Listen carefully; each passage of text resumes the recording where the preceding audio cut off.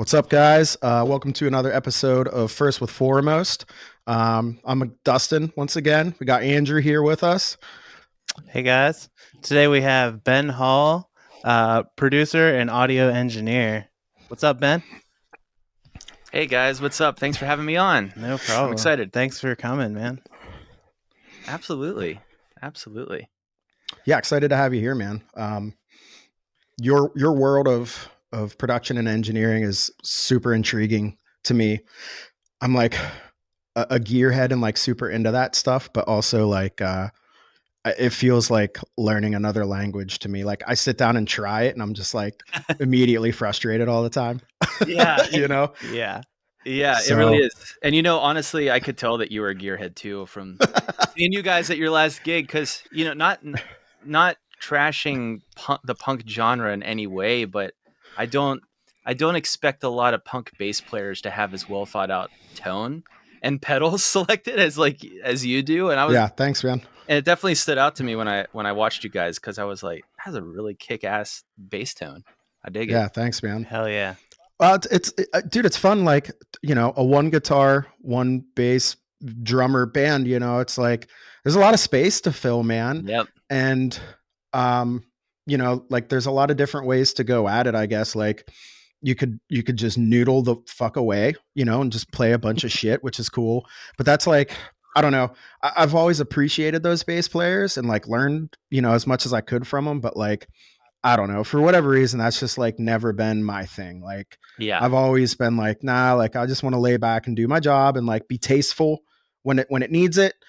But like, let's use like sonic sound to fill that space instead and see what happens there.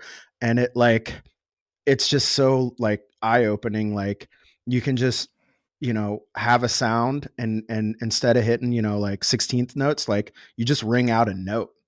And it's so more impactful, in my opinion, in the right place, which is cool. It's fun to mess around with all that. So I'm glad you brought that up, because that reminds me of like my own bass player journey.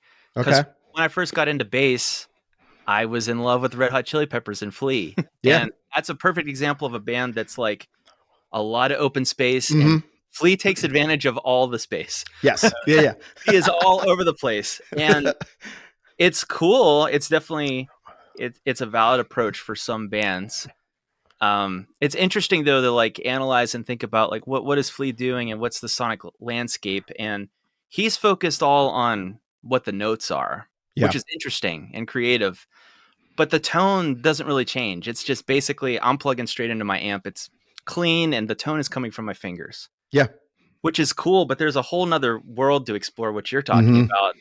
Well, I can play the same root notes, but how can I change the tone of my bass to enhance different parts of the song? Like maybe what I'm playing stays the same, but I kick on a distortion here or an overdrive or a chorus pedal or even delay or other effects too. So I just love thinking about the different arrangement tools that we have at our disposal, as bass players. And I feel like, Andrew, when we were, messing around with bands 10 years ago or whatever, it was kind of like this unwritten rule of like, if you were a punk bass player and you had a pedal board, like get out, like, what are you doing? Like plug your P bass into an SVT and just shut up and sit there, and do your thing. That is hilarious. I get that though. Yeah, that's how it was, I mean, for sure. Oh, dude, I mean, I remember growing up, like, man, if you played with a pick, you weren't a bass player, right? Like you'd get crapped on for it. And it's like, I don't know, man. Like it's just, he kind of seems silly to me now, looking back at all that stuff. Like we kind of do whatever we want, as long as it sounds good at the end of the day. And you're like, whatever, scratching an inch of entertaining yourself or being, like creative in some way. So what's that dirt? Maybe that's been the greatest. Go ahead. Oh, go ahead. Yeah. No, good. Sorry, there's a little bit of a delay, but it's all right.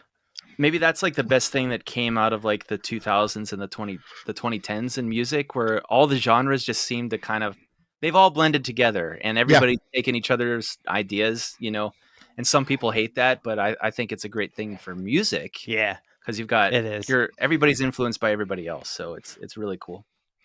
Yeah, absolutely, man. And like, it's kind of weird, like some of the songs or the genres that like have kind of like set the groundwork for like bass players to use pedals and kind of get weird, you know, like Yeah.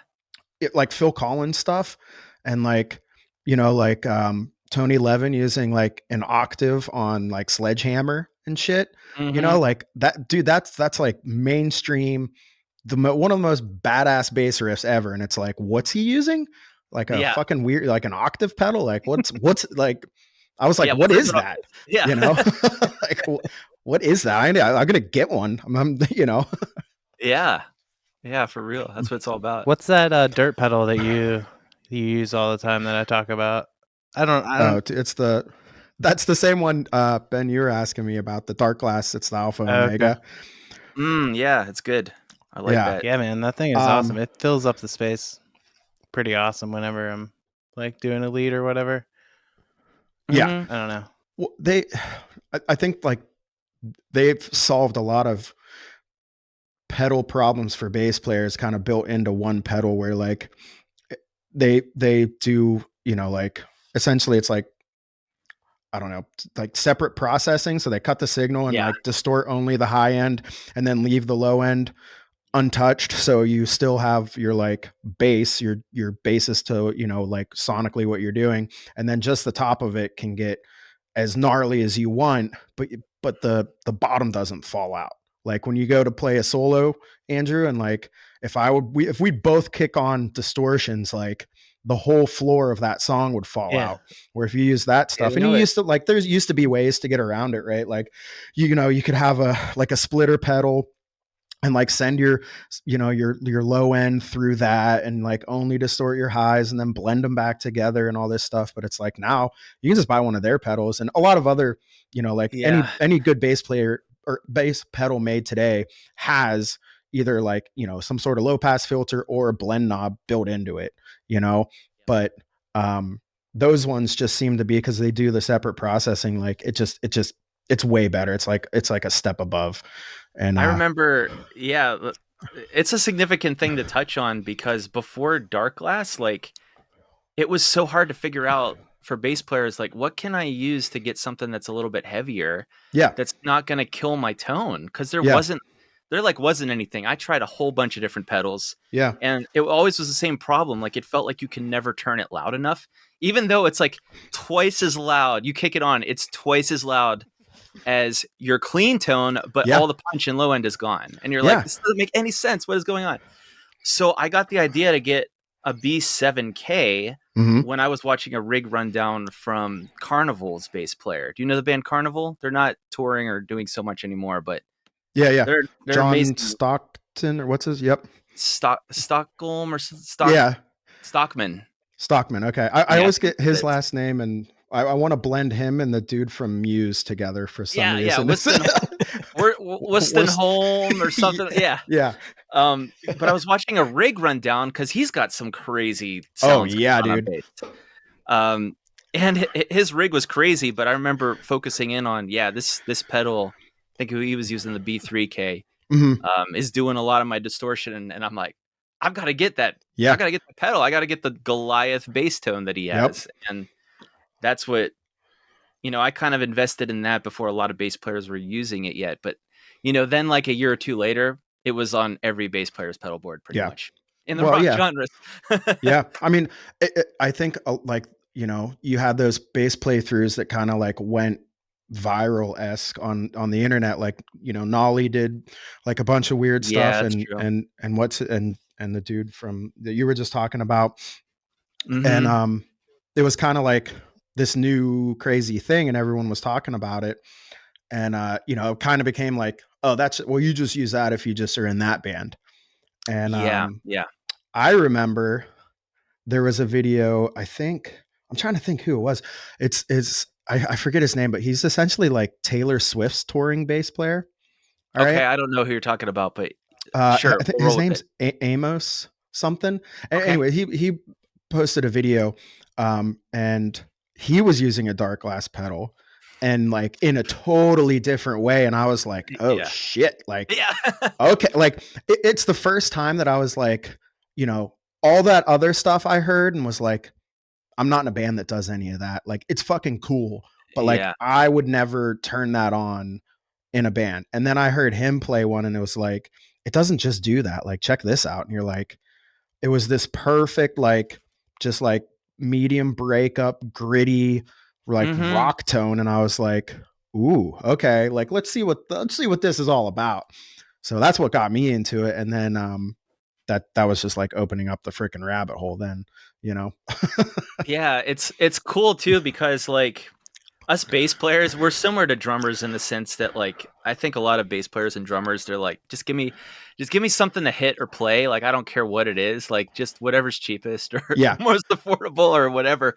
Versus a guitar player that's like, I've customized all my pickups and I'm playing through these kind of speakers that I've modded. And I'm like, dude, I don't know anything. I just have the custom, or not custom. I have the stock, whatever it is, But I think like those kind of pedals and things, like the other thing that they did is like they got bass players to start thinking about, well, what is in the signal chain, what is adding to the song, and like how can you blend like the sub lows from the bass. And the way I think of bass in general, actually, my philosophy is it's kind of the instrument that ties the rhythm of the drums to the melody of the guitar. Yep. And so it's a beautiful thing in that way, that you're getting melody and rhythm out of it. So what can you do with the sonic landscape of it to help blend it in that similar way? And I think that those playthrough videos and those people that started talking about it, they brought it into the mainstream. Oh, all of a sudden now, like you have bass players with pedal boards that are as large as the guitar players or larger. Yeah, for sure, man. And the isolation tracks of like famous songs, you know, that everyone's like chasing, you know, whoever's tone, like obviously like, you know, Timmy C's from Rage Against the Machine, right? Everyone wants to sound like Timmy C back in the day. And then you listen to an isolated track and like you listen to the song and you're like, yeah, he's got some grind going on. There's some stuff there, but like it's pretty clean. You listen to the isolated track and it is way more distorted and dirty than you would have. And you're like, holy shit, like I can really like lean into this, because like you were saying, you know, like when you crank it up in the mix, if you level it right, like all of a sudden, man, you're not like getting buried anymore under walls of guitar. Like you're like staying in that glue stage between the drums and the guitar. And it's just, it was like pretty eye opening and like a whole new, like, okay, like if I was not sold on playing bass, like now I fucking am. Now it's just like another thing that I'm like, all right, well now I can like really dig into like a whole nother aspect of this, which is cool. Yeah, I totally agree. Well, hey, Ben, when did you first get into music? Since I mean, it's such a big part of your life. Have you been playing your whole life? Man, it's been a big part of my life pretty much ever since I was born, and I credit a lot of that to my mom, because she's still a full-time piano teacher. She does a lot more than that, but she's full-time doing that and has like over 40 or 50 students a week. Oh, wow. So she's, ever since I was a kid, she was teaching specifically the Suzuki method, it's a really interesting collection of, I was actually just asking her about it the other day, because I'm thinking of kind of building my own curriculum, because I've started teaching bass lessons to students. Yeah. And just kind of thinking through, it's one thing to know how to play. It's another thing to know how to teach. Yeah. Because then you really have to know how you learned, and think through like, how did I learn how to do this thing before? And how do I explain it to somebody else so that they can get where I'm at? Yeah. So I was asking her about that Suzuki method, because they basically took a whole bunch of the most classical, like maybe not Beethoven, but like Mozart tunes, like stuff from like actual classic piano pieces, and they structure them away through 7 books, and each book is like a different skill level. And so you're on this trajectory of like, maybe you're in a book for a year to 2 years, depending on like your speed of learning. But it's like it's a way of kind of leveling up your skill and theory and playing like in a very logical way, which is really cool. So not only was I was forced to be a piano student of hers whenever I was a kid, which I'm thankful for now. I wasn't at the time. Yeah. But I was also constantly around it because she taught in my home growing up. Gotcha. So I heard other people playing these songs all the time, and it's kind of similar, I would say, to like people that are bilingual, like kids that grow up in a different country. They just are bilingual. They Right. maybe It's don't just a even part of you. remember learning it. Yeah. Exactly. Yeah. And literally anywhere, but in the United States, everyone's like, like multilingual, like exactly. But yeah.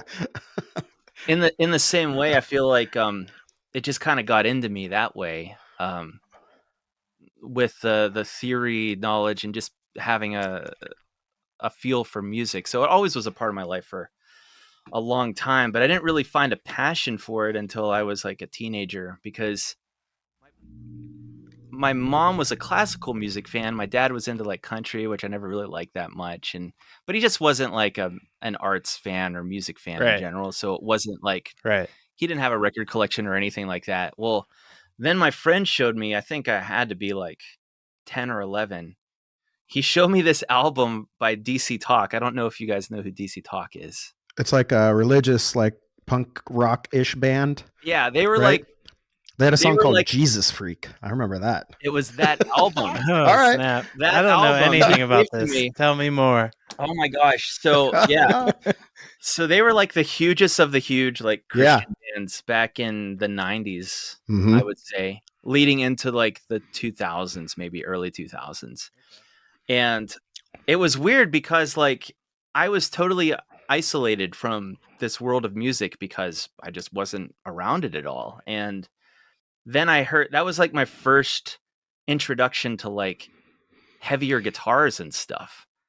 And like I instantly like just had something in my soul just like got awoken when I heard it. And so I've always just been like interested in heavier grungy music. And it's funny how like I didn't care about music at all until that moment. And then I was like, oh, I get it. I want to take drum lessons now and bass lessons. And now I'm really grateful for all the piano lessons I ever took. And it's just weird how like it just takes being, I don't know, just exposed to the right kind of music to find that passion for it. But yeah, that's what it was for me.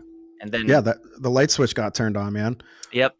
So you heard that song or that album, and what was like, you had the piano background. Yeah. Like, what were you like, I want to learn this? What instrument was it, or what? It was drums. Okay. My goal was like, I'm going to be the best drummer that I possibly can be. And I was really serious about it. I was like, I can remember practicing sometimes upwards of like 7 or 8 hours a day. That's awesome. Like trying to get really good at it, but I could in the summer because I was, man. Yeah, I was only like 11 or 12 at the time, and I had nothing else to do. That's so cool. Oh, dude, can you imagine? Like I didn't start playing bass until I was like 18 or something. I can't imagine. Oh yeah. I took guitar lessons as a kid, but probably like too young. It's a whole nother story, but like, I don't know that I would have been ready for it, but like, that's like advice. If you could go back and tell yourself like, dude, start younger and like learn a little bit. And like, that's when you have the time to, like you just said, to like, dude, you get home from school and it's like, I could just play for hours. Like, dude, I would kill for that now. You know what I mean? No, and on top of that, you don't have any other like responsibilities or work. Yeah. So you just go to town. Yeah, that's awesome. So you're smashing away at drums. I'm smashing away at drums, and that's another thing I recommend too, is like find somebody that can teach you and take private lessons or over the internet lessons. But I definitely recommend that above just like buying an online course. Yeah. It can be useful, but it's so helpful to have like somebody there physically with you that says, the way you're doing that is wrong, do this instead. Mm-hmm. So I was taking lessons from this guy, and there was this crossroad that happened because I was playing drums really seriously for 2 or 3 years. Never played in a band or anything, just like jamming along the tunes and seeing like how close could I get to Joey Jordison's parts on like the first. Oh yeah, that was like my. All right.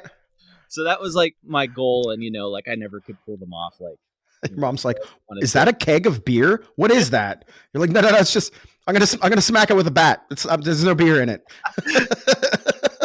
Exactly. So this crossroad happened where I was kind of trying to figure out, all right, like I've gotten to a certain level of like proficiency on the drums. How do I keep getting better? Because obviously I'm not at this next level and I want to be here.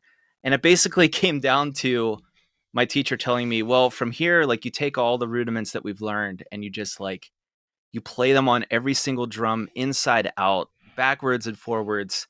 And I'm like, oh man, I don't know if I have the motivation to do that. That's what it was for me. And I don't think that like you'd necessarily have to approach drums that way. Because I think other people like they just play songs and they're great. Yeah. But for me, that was definitely the crossroads. And I think around this time I had also started playing bass because I thought it would make me a better drummer to learn another instrument. Okay. And I think I started liking the fact that on bass, like, oh, it's kind of like drums because it's so rhythmic based. I could do the slap stuff and the pop stuff, and it's really in the pocket. That's cool. But I also have all these melody options that, don't really exist on drums. Yeah. So I guess that kind of happened where I realized I don't know if I want to put in the amount of work it would take me to get to like a Terry Bozzio level or, a Joey Jordison or anybody else. I was like, I don't know if I really want to just like focus only on rhythm for that many hours a day to get to that level. But I'm really loving bass. So like I'll keep playing drums and I'll pick that up. And it was really weird how I played drums for like 2 or 3 years, basically alone in my bedroom. And then as soon as I started playing bass, I think it was like a week later, somebody's like, hey, can you join? I heard you play bass. Do you want to join my band? Yeah. And so like, it was like, and I think I was meant to play bass in that way. The universe just brought it my way. But I never looked back after that. And I've been playing in bands ever since. And I'm happy doing that. And I think I'm better suited as a bass player than a drummer anyway. So it worked out. That's right awesome, on, man. I mean, Andrew, when I met you, you were a bass player. Yeah. Right? Was that your first instrument? No. Okay, so you came from drums to bass too? No, I didn't start Guitar. drums until I was in my 20s. Okay. My first instrument was a guitar. My brother had an acoustic guitar that I would mess with, but my first proper one was an electric guitar.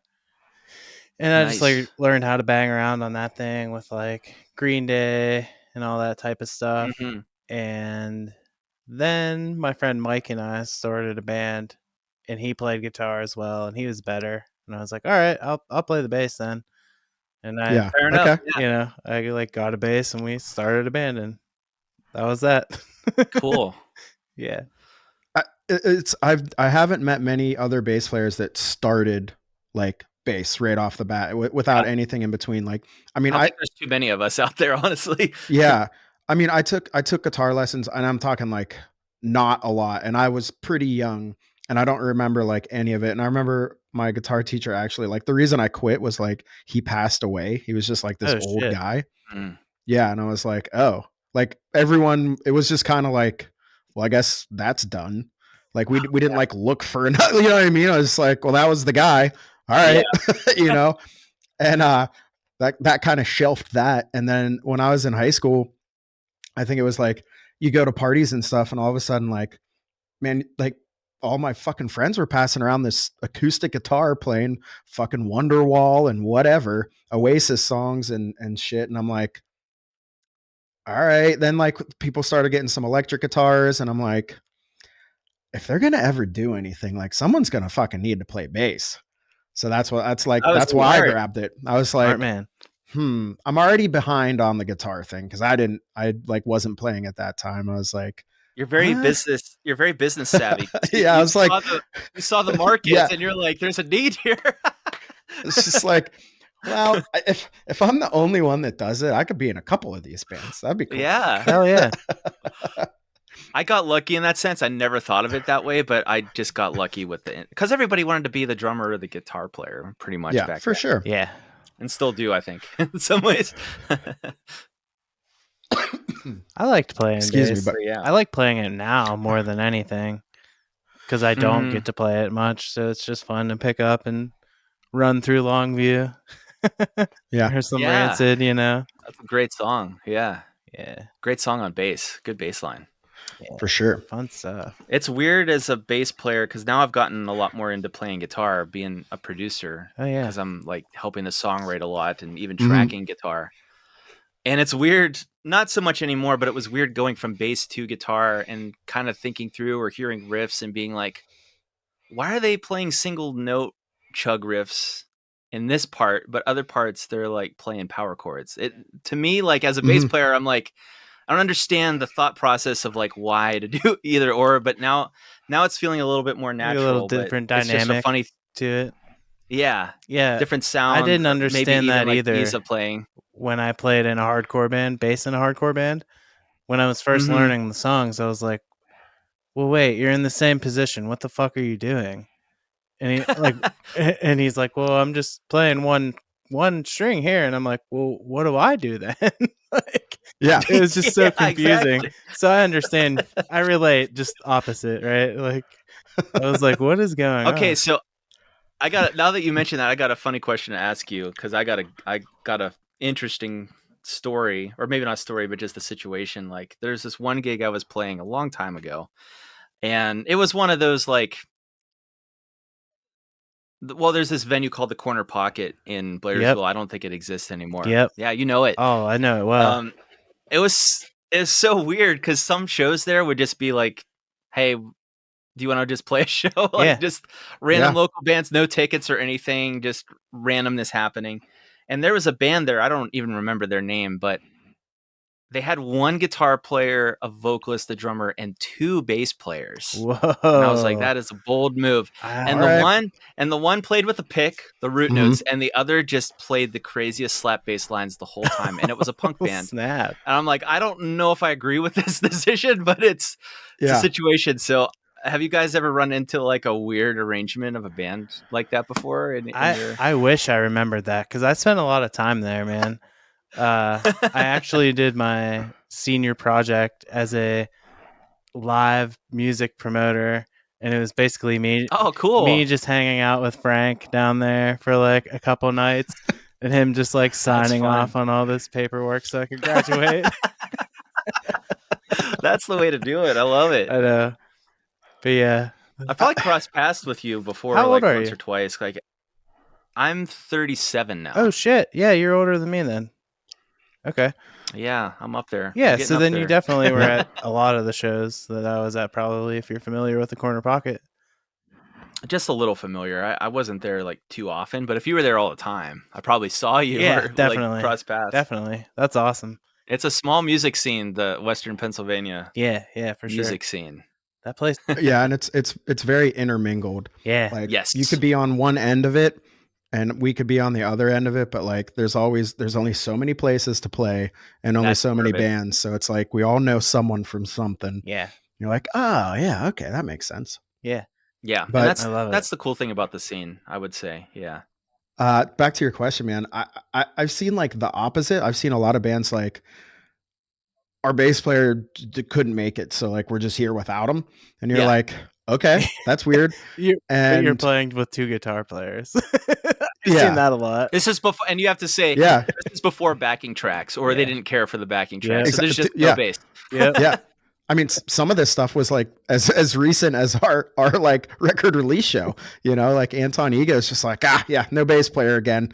Anyways, here's all these weird riffs. And you're That's significant because they rip. All right. There's so much weird tapping. Yeah. And because I know Anton Ego. I love this guy. Yeah. I can't imagine. I mean, that's 1/3 of their band. Yeah. I know. It's still. They don't acknowledge. I love it. They kind of don't even acknowledge it. They're just like, hey, what's up? And they just start playing. And it sounds like, all right, amazing. cool. That's what blows me away. Love it. I feel like there's a lot of bands that have just like done anything. Like the bass player, they're just like, if they quit, they're just like, whatever. I don't know. Like, you know, you look back to like bands like Local H and they're like, fucking, I don't know, put a put a bass string on my guitar, I'll just do it. You know, Yeah. like, well, what? Okay. Yeah. Like, you really couldn't find anyone? Okay. Sometimes you're just comfortable and you're like, we just don't want to bring somebody into the fold. Yeah. You know? Yeah. But I totally get. I mean, I have been in like whatever, like jam room situations where like there's been two bass players noodling around at stuff, right? But like never ever like, okay, this is rehearsed. This is their thing. They wrote these songs with two basses. Like, no. I've never seen anything just like sounds that. like Guitar So Center. that would be awesome. That was pretty. Yeah, that was pretty. It was a pretty wild experience. Yeah, I will say that. That's so cool. I was bummed that, like, you know, talking about bands playing without members. I got into Periphery a little bit late, and by the time they were coming back through Pittsburgh, I'm like, oh man, I can't wait to see Nolly, you know, just jam these riffs. That was whenever he decided to go full-time producer, and he wasn't touring with them anymore. And I'm like, oh, it's just not the same. I want to see the bass player playing the bass riffs. And so that was a big bummer for me, even though I immensely enjoyed the show and was kind of mind blown a little bit by these songs are harder than like any songs of any band I've ever seen live. And it seems like they're not even struggling to play them at all. Like, more so than even the simplest songs I've ever seen a band play. Yeah. Those dudes are super talented. It's wild when you see that stuff, man, when you're like, how do they do this live? And then you watch, and not only are they just like effortlessly playing the riffs, they're like freaking out on stage, spinning around, and you're like, is there like a curtain that I need to like get behind? Or it's like, is there another band back there like actually playing? Like, what is going on? And it's like, it isn't, man. For some of them, like, they're just that good at like rocking out like that and nailing that shit, man. It's crazy to me. Maybe that's a symptom of like, I'm just saying about me in particular, but like when I was growing up and like first getting into bass, like I put all my energy into it, and I didn't practice bass every day as much as I did drums, mostly because I was getting older and had, you know, more things to do or more things I was interested in.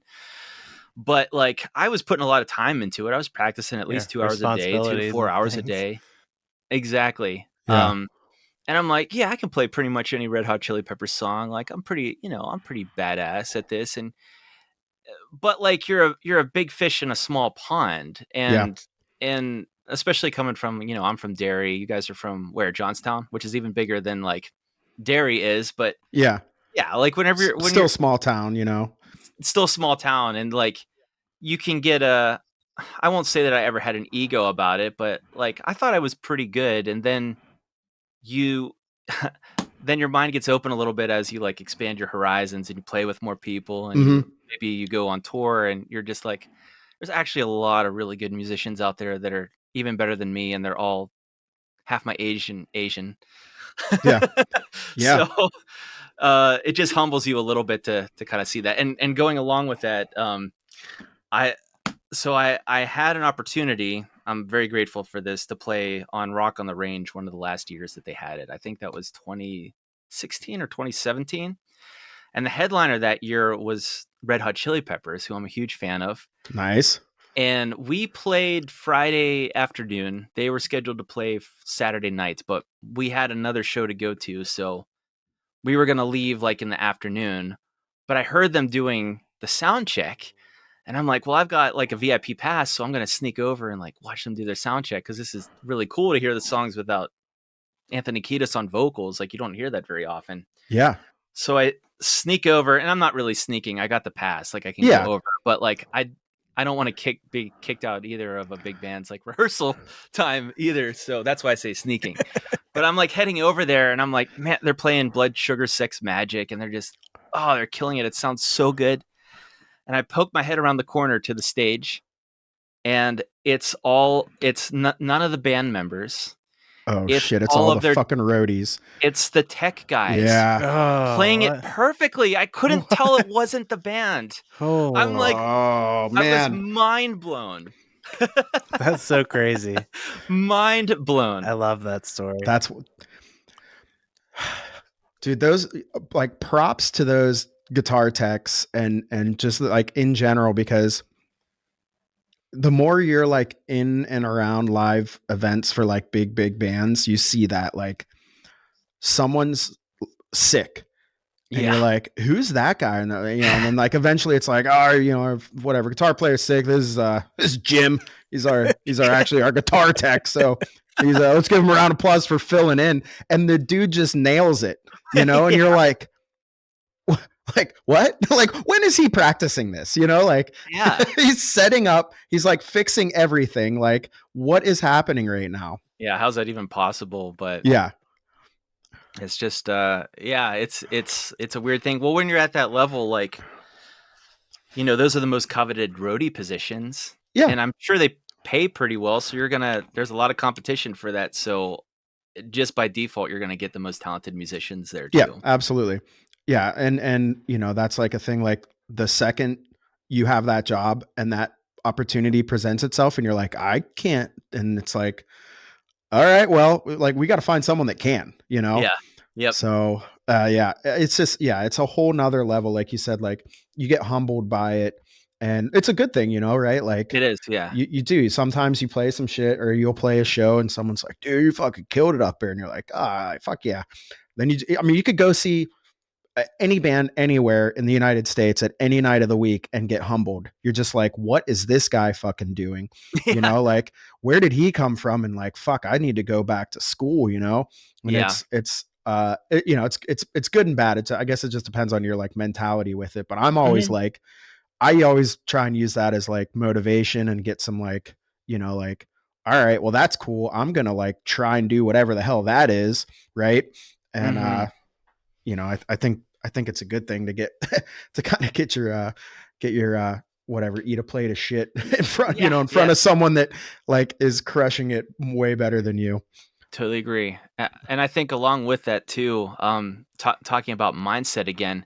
So when I was getting into rock music, I was so influenced by the classical background I had. And that is all about like, you play the piece exactly as it is and you're not done until it's perfect. Yes.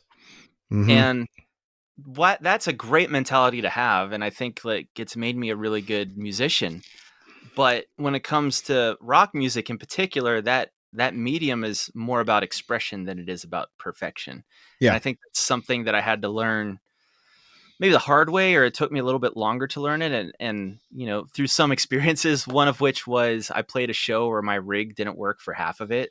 I was having some issues and you just feel like shit. Yeah. Afterwards, you're like, I didn't deliver. Like these people paid tickets and I couldn't play the part. And I had these kids come up to me afterwards and they're like, that was the most sick bass performance I've ever seen. And the way that I took that was like a humbled way of like, it didn't matter when I wasn't playing. All that mattered was like the show and the experience. And whether or not I have a good time, I can't let that get in the way of me letting the fans have a good time. Yeah, for sure, man. That's a great way to look at it. And it's hard. You can get distracted in so many different ways, right? Like, what guitar are you playing? What drum set do you have? Like, how much was it? And it's just kind of like, man, I don't know. All that stuff is just kind of for like the other musicians, right? Like, it doesn't really fucking matter. Like you just said, like your shit, it wasn't even working properly. And someone was like, dude, that was awesome, and it's like, you could have been up there with a toy for all they know. Like, you know what I mean? Yeah. But like, again, you want to put on a good show. Like you do want to do your best. Like, just think how much cooler it would have been if it was working. Right. But like, kind of taking that stuff aside and it's like, all the gear and whatever flashy shit in the world kind of, like it's necessary, but only to a certain extent. You know what I mean? Yep. It's just a vehicle to embody your creativity and get it out there into the world. Really. Yeah, exactly. Finding your voice, Yeah, for sure, man. I mean, me and Andrew talk all the time about like these like affordable guitars, and we're in like the perfect time for like, you could spend such little money and have such an awesome instrument playing now. Experience too. Yeah, which is really cool, man. Like it wasn't always like that, No, it definitely wasn't. One of my favorite basses, I still have it I don't have it out right now. I'm trying to think of where it is. Oh, I gave it to my sister. She's taking bass lessons from me. She has it. That's awesome. I paid $200 for it. It's one of these OLPs. Yeah, remember that? I had one. Yeah. They don't make them. They don't make them anymore. Yeah. But I love the way that it felt. And Yeah. all I did with it is I put a Seymour Duncan pickup in it to mod it up a little bit. But I just can't. I can't get rid of it. Is it the 4-string one? one? Another instrument out there like that. Yeah. Yeah. What color? It's that blue flake sparkle. I had the black one. Yeah. I always wanted the blue one, but it was like a later model. They didn't make the blue when I bought mine. I got lucky. I tried to buy, the one thing with the cheaper instruments, and yes, to your point, you can get awesome stuff out there for cheap. I tried to buy another one and it didn't feel the same. Yeah. It's hit and miss with the cheaper stuff. Yeah, absolutely. And like there's some brands that do it better than others, but man, there's definitely some hidden gems out there right now that are like so sick for such a little cost of investment. It's pretty wild. So you're playing bass in bands, right? What got you into doing what you're up to now? The back end, the producing, the like audio side of it. Yeah, good question. So I don't even know if you guys have heard of this band. They've been around locally for a while, but I don't know how active they've been. But the name Big Atlantic, does that ring a bell? Mm-hmm. Yeah.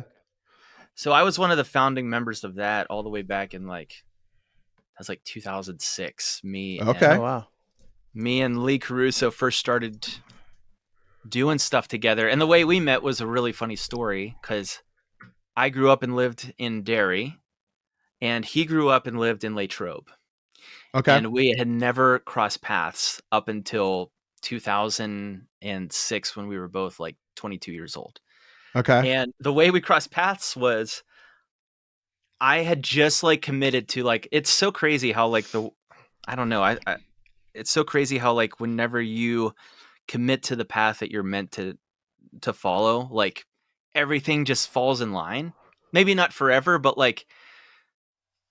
it's like God out there is telling you yeah, this is the right way. Keep going that way, just that little nudge that you need to help you get through that. Because backstory real quick, I went to college for chemistry, actually. Oh shit.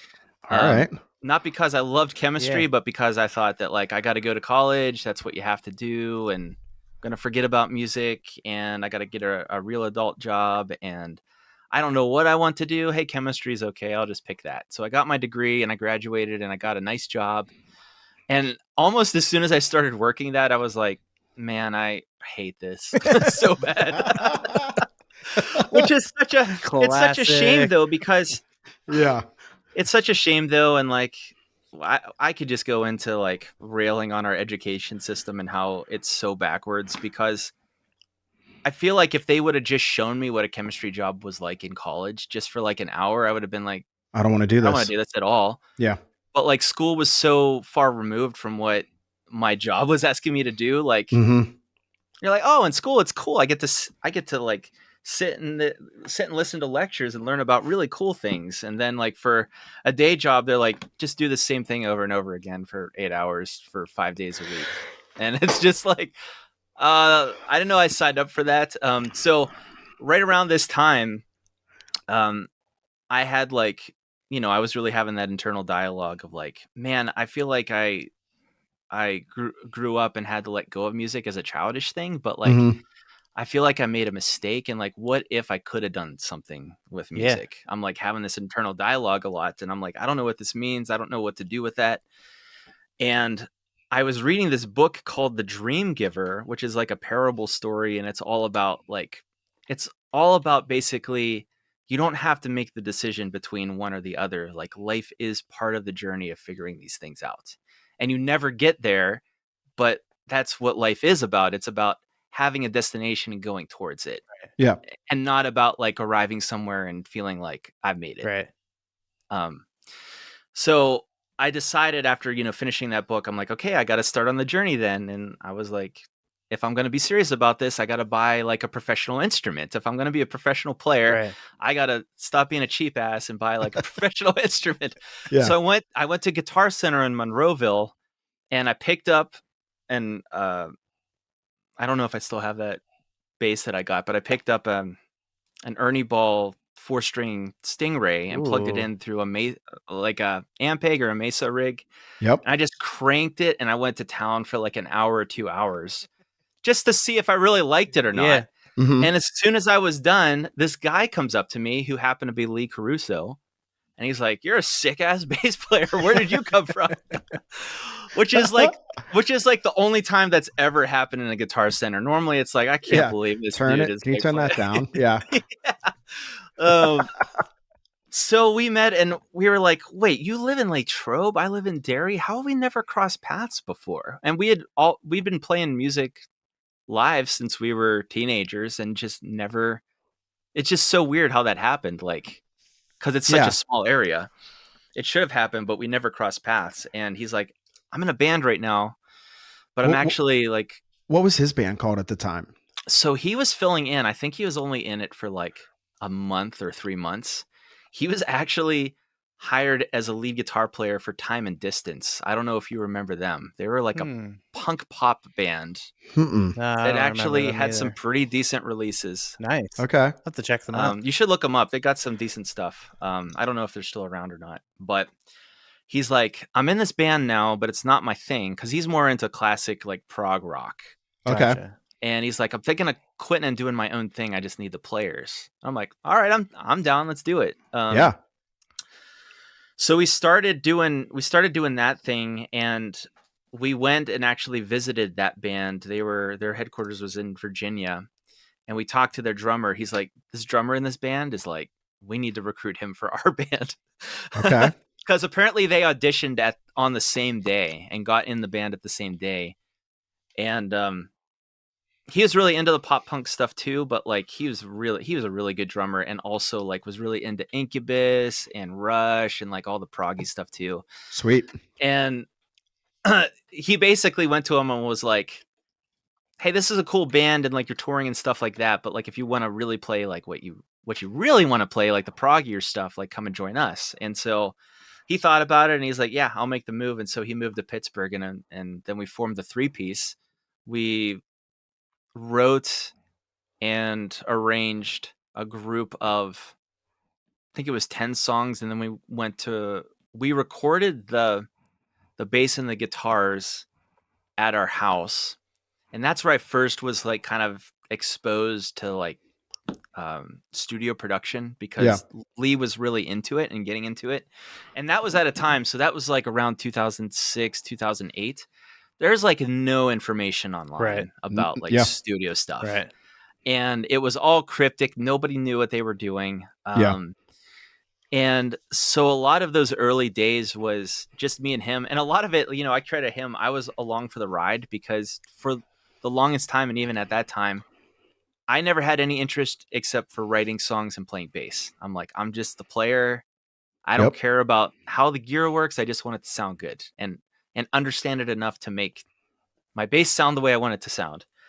So a lot of those early days was he was a really good networker, and he had a lot of friends in a lot of different places, like the studio guy in New Jersey and a few Nashville contacts.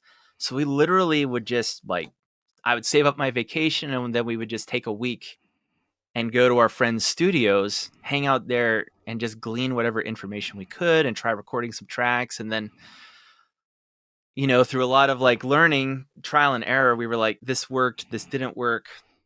What kind of gear do we need? And we invested in buying some studio gear for the band so that we could track I think what it came down to was like, going and recording at a commercial studio was like, it was doable, but it was like, that would be really expensive for what people, they didn't really have home studios back then. Right. Or I think people were a little weary on trusting. Can I really trust a home studio to get me what I want? Absolutely, man. You like, it's at his house. Like, well, that just wasn't what does he thing. have? Yeah. You're like, some of those places like could be fantastic, but like, at the time it just was not as like acceptable as it is now.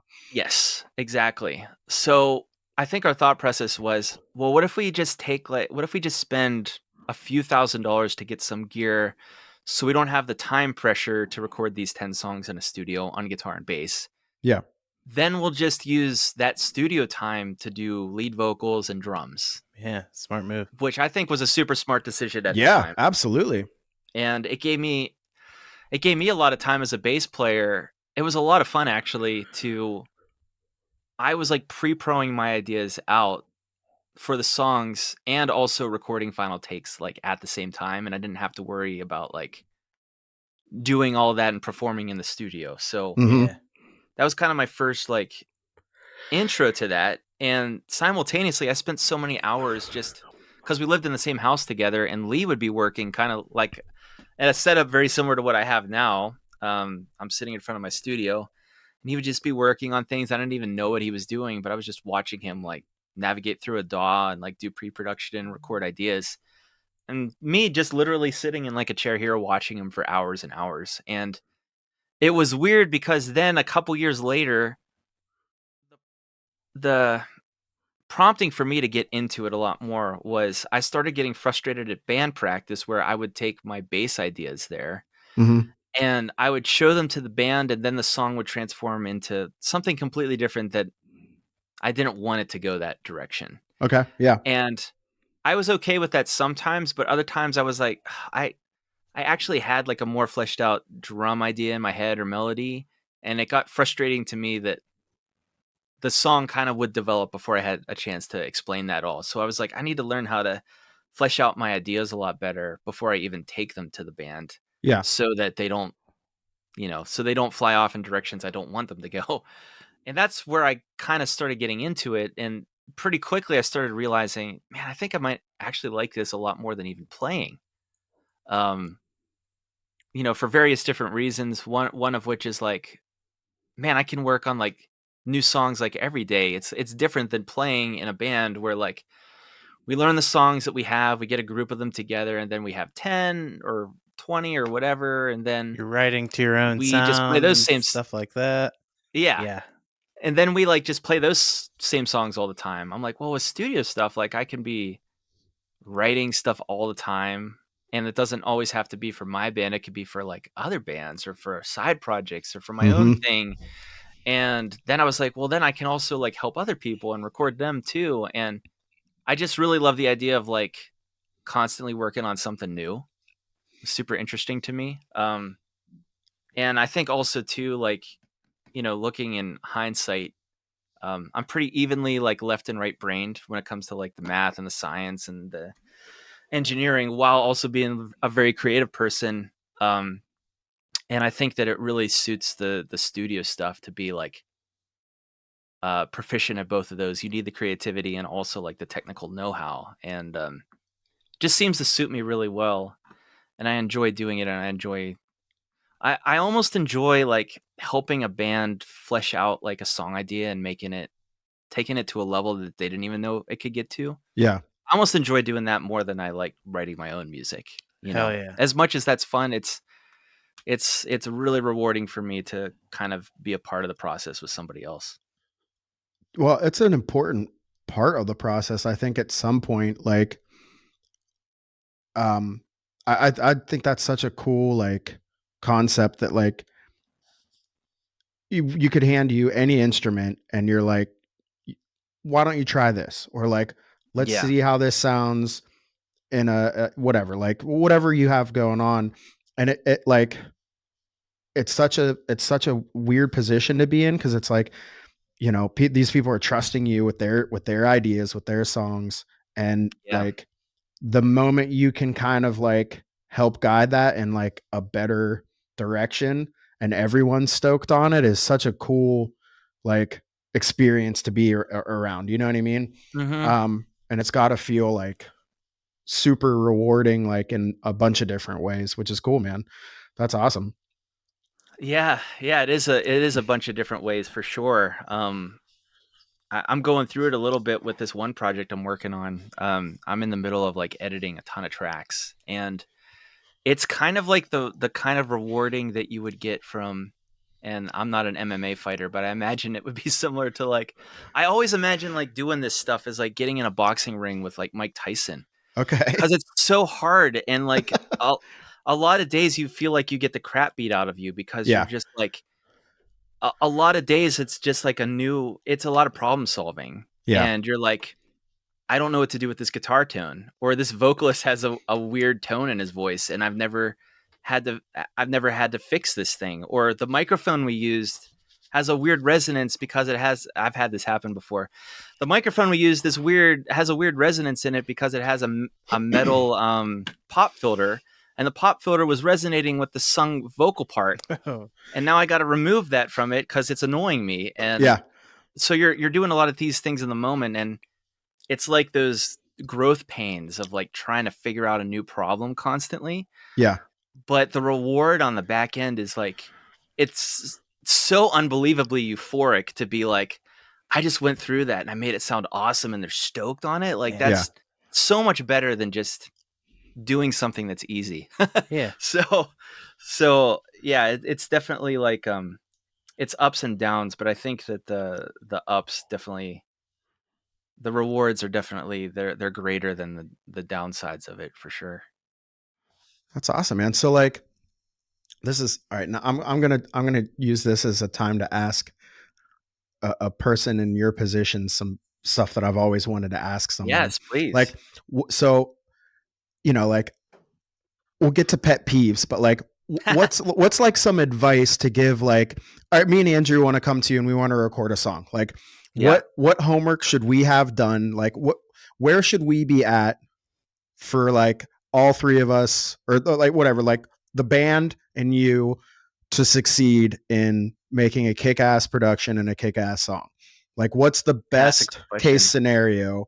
Like, is it us come in and we're like, this is it, dude, and we're not changing it, like, and it either rocks or it doesn't? Or is it like, I don't know, like, anywhere from like, we kind of have some stuff, or like, this is it and we just want you to like record it? Like, what's your, like, what would be like a dream scenario for you with a band you really want to work with? That's a great question, man. I'll try to stumble my way through that. I've got some ideas. So the first thing I would say is I deal with this a lot with my own band, and it's frustrating, Nafel, because I don't touch our material. We outsource all of the production and mixing, I think for the best. Yeah. Because they're a little bit picky, and that's fine. But with a couple of different releases that we've done, there have been some mini meltdowns in the band when we got the first mix back. And I kind of played, and I'm glad I was in the band at the time that this was happening and was able to be the voice of reason and saying, guys, it's not screwed up. This is really good. It's just maybe not what your vision was. So we just need to communicate what the vision is better and get there. Cause it's not like he's trying to screw us over. Right. He's doing the best job and he has his own vision for the song too. So I think with that being said, and kind of going through that, I would say whenever you're going to pick like a producer to record with, like, think through as a band, why do you want to pick this producer? Because I definitely think that as much as anybody advertises, and I've seen this before online, and I try not to do this myself, where they'll just say, I can do any genre from rock to hip hop to metal to country. Like, I can do it all. And maybe they can do it all, but each person has their own set of ears and preferences, and they're going to make you sound a certain way because of how they work and how they hear things. Right. So I would say, like, it's good research to go and look at a producer's portfolio and kind of see, like, well, what do things sound like? What is it? And if you have questions, that's fine. Be like, hey, we listened to your portfolio and this is what it mostly sounds like, but we're this kind of band, and what would you do with us, or what kind of vision? Just because, like, it doesn't make any sense to go to somebody that like produces bands that sound a certain way and then be upset whenever like you get something back that sounds exactly like that. Right. That only makes sense to me. Yeah. Me too. So I think that's like the first thing is like, think through. More important than anything else is like the sound of the productions, more than anything else. So once you decide on like that, then I think it's only then should you move forward with, okay, and let's talk about the details, like the pricing and, what recording looks like, or any of these expectations. The second thing I would say is like, if at all possible, I think that somebody in the band, whoever already knows how to do some home recording or production, and if nobody knows that, somebody in the band who has the most interest in it, like really take the mantle of like, okay, I'm going to learn this and do a little of my own pre-production.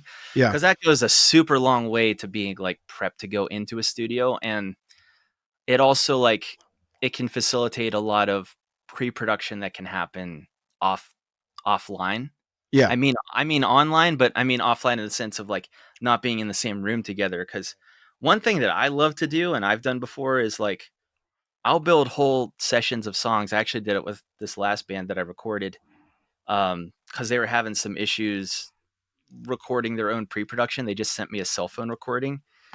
So what I did was and it wasn't going to be an option because they had gigs booked already. It wasn't an option for them to come in early.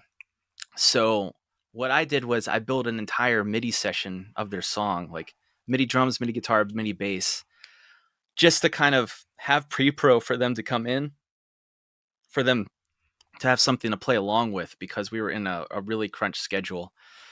You know, and I'm kind of saying this in retrospect, but the lesson from that is, if they would have had somebody in the band that could have recorded some, it doesn't have to sound perfect, but in time demos of all the ideas, that would have been so valuable for me to have. Because one thing that I love to do is just kind of give some feedback, because I'm pretty good at like understanding music theory and like coming up with ideas on like harmonies and vocals and stuff like that. So it's really nice to hear the songs ahead of time, because sometimes I'll just like to listen to them for a week and see what kind of ideas like pop into my head. And I think that like, if a band doesn't like that, it's no sweat off my back. Like, it's their songs anyways, but like I'm incentivized to make the songs sound as good as they possibly can be too, because it's a part of my portfolio as much as it is a part of the band's catalog. So I'm looking for every opportunity to make them as good as possible. So the more stuff I can get early, the better, to be prepared and just throw out ideas, or even be like, hey, in this chorus, like, your drummer's playing a 16th note on the hi-hat, and I think it might be cool because all the guitars are really ambient and clean with a lot of delay. What if he played like some kind of 8th note rhythm on the ride cymbal? I think it would kind of fit the vibe a little bit more. And so, yeah, pre-production is a big thing. I would say, yeah, I was kind of spitballing a little bit there, but no, that's awesome. Yeah, this is what we want to hear, man. This is great. Yeah, but I think that's just me personally and my workflow. So take from that what you will. But I think maybe a good question is like, ask your producer about, you know, what does pre-production look like? Do you want to do pre-production with us? Mm-hmm. And I think it's okay to tell a studio up front, we really just want our songs recorded. We don't want really anything added. It's really good to have those conversations up front. And I'm getting better about like having those conversations with bands. Like, every project I do, I think of something new that I can ask, like, do you want me in that songwriter role with you? Like, if songs aren't completely fleshed out and you want somebody that can help you with that, have that conversation. Like, we're really looking for a producer that can help us with songwriting. What do you think about that? Because all that stuff, that's important with like royalties and stuff like that too. Like, who's going to take credit for writing what part of what songs or whatnot? Or, hey, this producer added a significant amount of material. Is he going to ask for any royalties on things? Or he snuck that one lyric in there. Is he going to want rights for it? Yeah. You know? And that should all be talked about up front. I think it's really shady to ask for things after the fact. Yeah. But things happen though too. Like, even if people aren't malicious, like sometimes you forget to talk about it in the moment. So it's just good to have those conversations ahead of time. Yeah. And I mean, go ahead, Andrew. I was just gonna say, I appreciate the honesty, man. That's awesome. Because I mean, I don't know. I feel like we really didn't know what to even, when we recorded our EP, we were just like, hey Tim, what's up? We're gonna record this stuff. And he's like, do you want it to sound like this? And I'm like, yep, let's make it sound like this. And like, I don't know, like the next, do you want it to sound like a band? The next time around, I kind of like I don't know. I want to do more. I don't know, more time with like studio tricks almost. I guess not studio tricks, but like just like filling out the song a lot. Yes. You know, I don't know. I know totally what you mean. Well, it's hard for bands too, because like I won't say it's a frustration, but it's a communication barrier a lot of times. For sure. Like when you're starting to learn how all the production works behind the curtain, mm-hmm.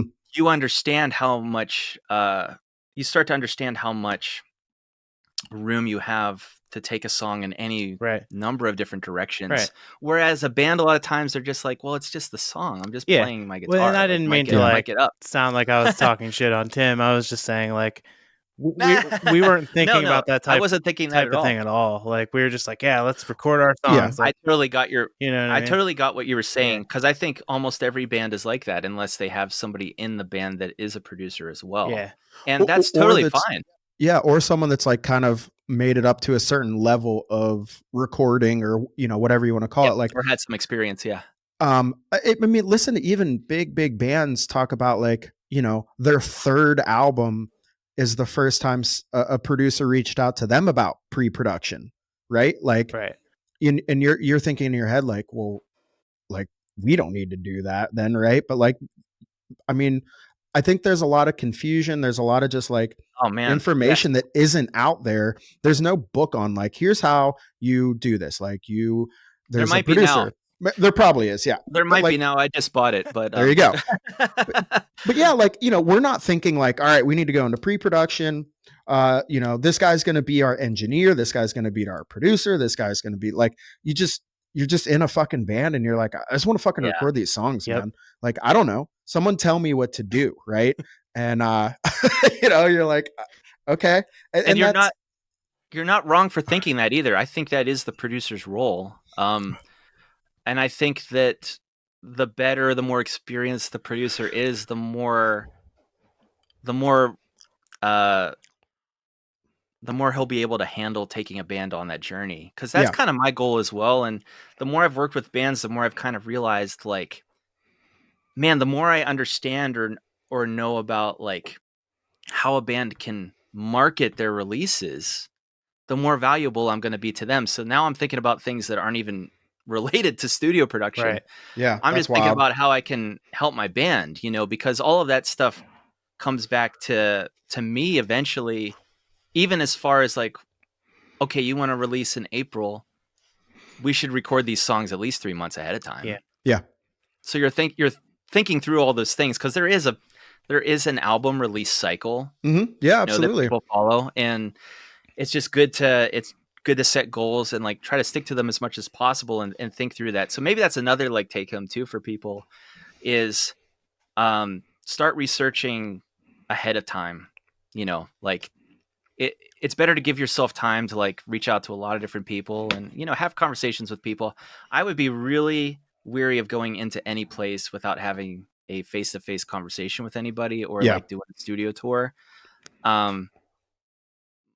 Not necessarily even that like it couldn't work out well, but like I would just want somebody that's that personal. Yeah.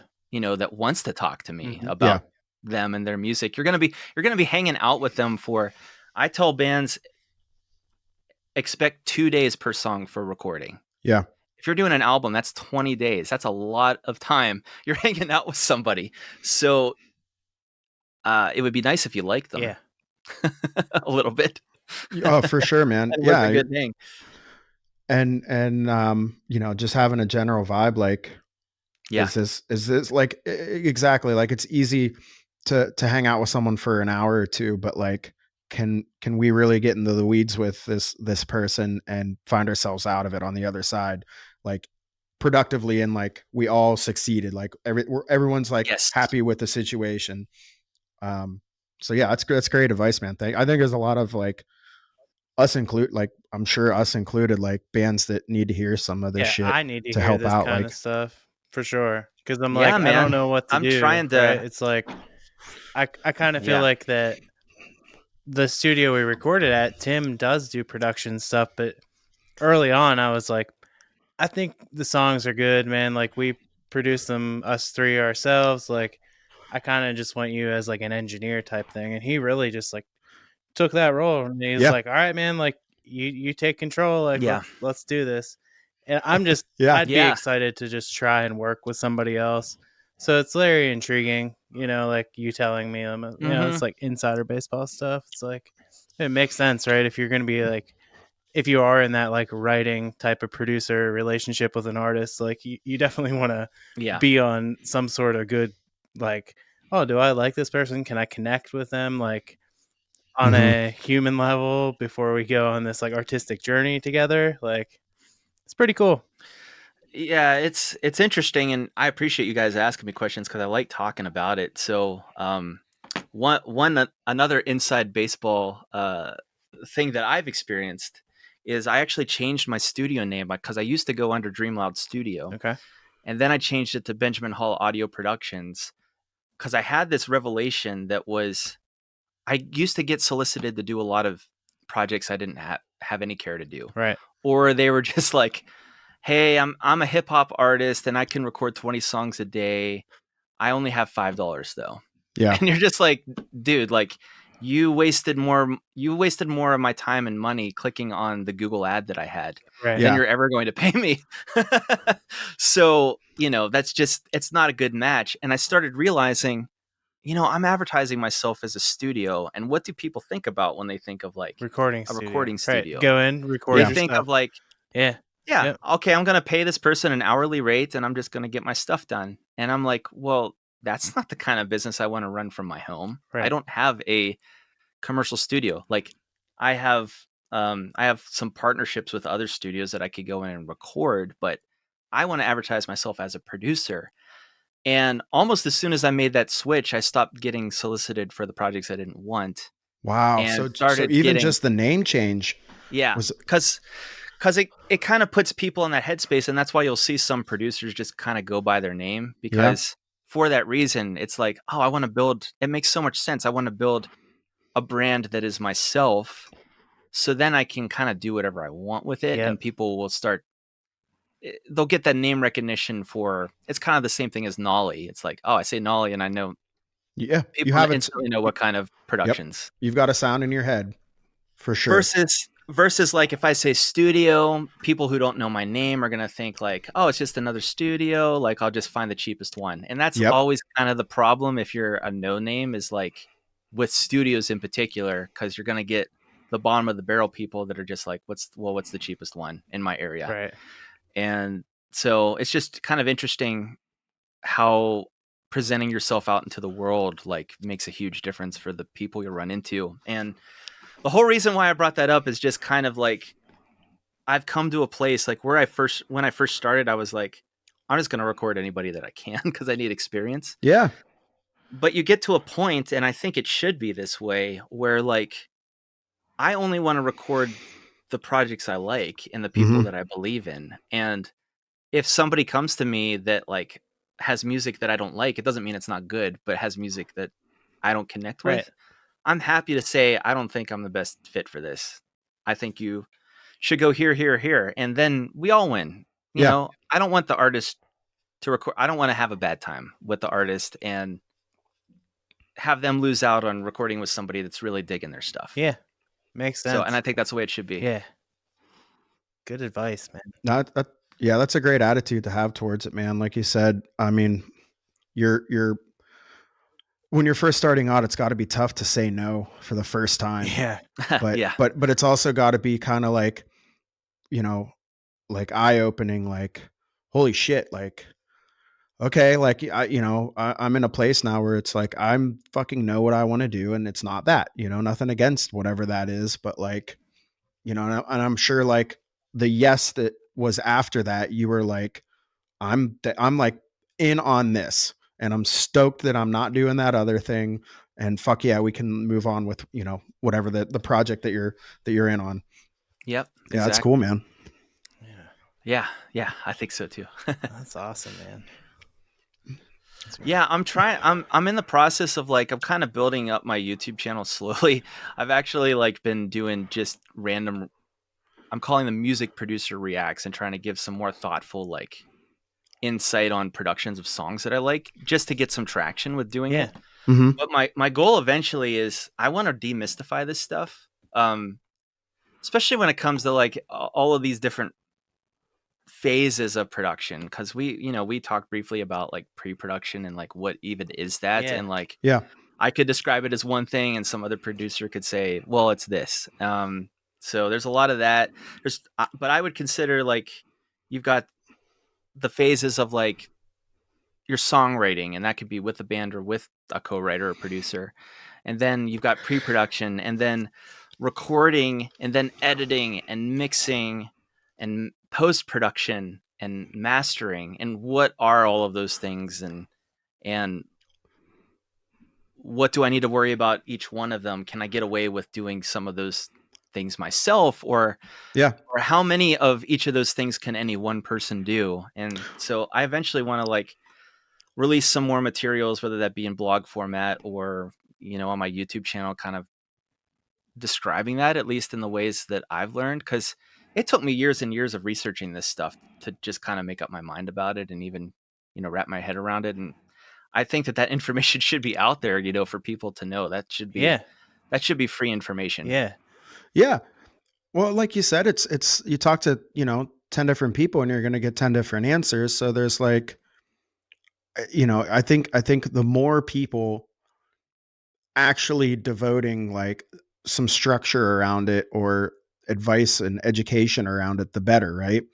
And, like you said, like even just talking to different producers and getting to know people, like, maybe there's a way that works for you and it doesn't work for us. Like, okay, like when I say pre-production, this is what I mean, and that's not what that guy thinks. So like, maybe we should keep searching for someone else, which I think is cool. Because it's fucking confusing, man. I don't know any of that. I have a very basic understanding of it, but someone could tell me I'm totally wrong on, whatever it is. And also, like, as a band, what do we need to be there for, and what do we not need to be there for? And like, how do we communicate through all those layers of like, these are our fucking songs. Like, what's happening? And like, what do we need to do? You know what I mean? Yeah. Like, okay, you're mixing it. Like, do I need to be there? Do we all need to be there? Like, what's going on here?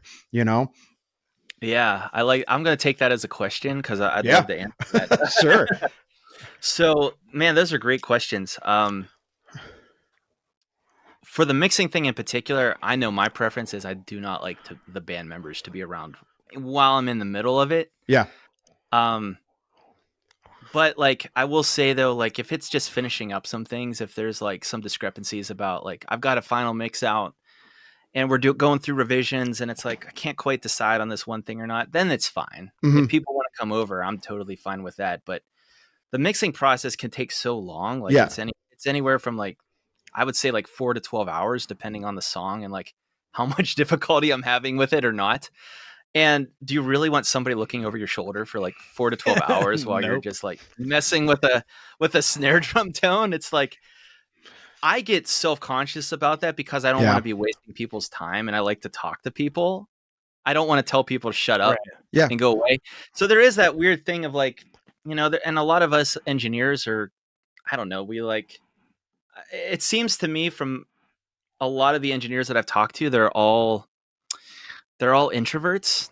So they all like kind of struggle with having like interpersonal communication in general. They're not just like the life of the party. So yeah, I know for me, like when it's a long studio day, sometimes I'm just thinking like, I really wish like everybody we could just be done for the day so I could just work on this in peace and quiet. Yeah. But it's part of the, it's part of the process. So it's totally fine to be uncomfortable, for a little bit of time. But I just bring that up to say that, like, I think some studio guys, like, maybe they don't know how to communicate that. Instead, you're going to get these weird, like, moments where the band's just sitting around and the producer's just looking at the screen and you're like, I don't know what's happening, and nobody's talking to me or telling me what's happening. Yeah, right now. I've been there, and you're like, did we fuck up? Should we not be here right now? Like, I'm gonna go. Like, Andrew, you want to like? I need to go outside. You're like, yeah, what the fuck is he doing in there? I don't know. So I think what's happening in those situations, and I've been there too, man. Like when I recorded that album with Big Atlantic, I was basically just there because I already had my bass parts done. I did some harmonies, but not that many. And it basically was like a week of being around and me just sitting on a couch, like just watching them just like click on a mouse and do stuff. And I had no idea what was happening. Yep. But I think what's happening in those situations is like, you know, the music industry isn't as big as it was anymore. There's not as much money to go around. So everything is downsized. And what would have been the job of like 3 people is turned into one person's. 100%. Yep. And so with that, like what would have happened before is let's say you record drums. And then while you're tearing down drums and setting up drums, the head engineer, he's going to be in charge of like, okay, we just got finished doing drums. Like now we're going to set up your bass rig and get tones. Well, then there's an assistant that's taking that to the Studio B room and he's editing all the drums and just messing with that for 2 hours. And a lot of home studios, and I'm just now getting to the place where like I'm looking at assistants to bring on board.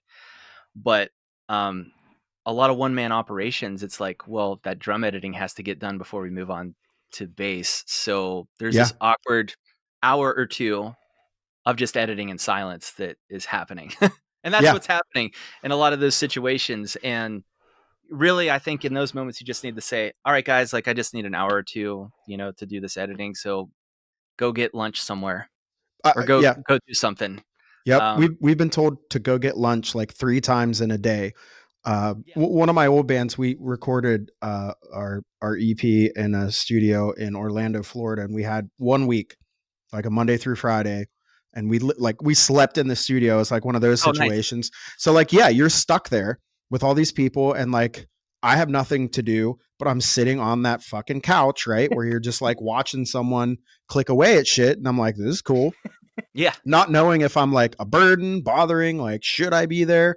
And that, you know, and then it's like, we just politely get asked, like, you guys hungry?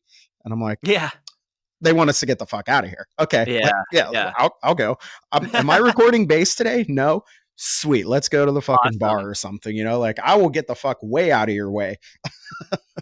Yeah. That's interesting. I brought that up to bands a couple of times, just as far as like, you know, not every band member has to be here on every day, like all the time, unless they want to be. Yeah.